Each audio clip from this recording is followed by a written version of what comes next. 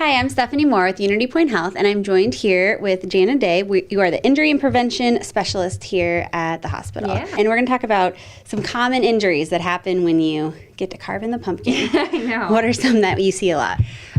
So one thing that we most often see with carving is injuries to the hands and fingers. Really, those extremities are the issues because people are using big knives, and so cuts and lacerations mostly.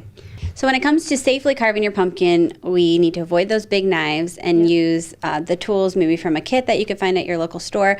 What is the best way to use these tools safely? You're going to want to make sure that first and foremost that your hands are dry, so you're not having any slipping. Your hands aren't going to slip off of your tool.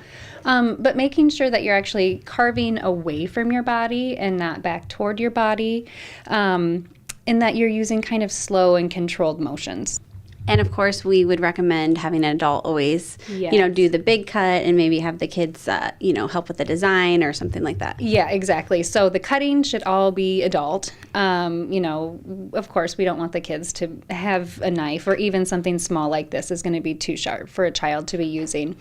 One really good idea is if you do want to actually carve a pumpkin is an adult should do the carving and then have your child do the reaching in and pulling out all that gross stuff from the inside. That can be a super fun activity for them. So they aren't involved in the cutting at all.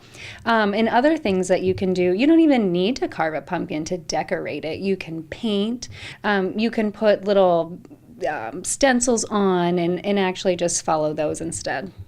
That's a safe way to do it. And when the pumpkin is carved, it's all beautiful. People, first thing they want to do is put some fire in it. Yeah. Why should we not do that? Really, putting a candle inside of there is putting fire inside of a pumpkin.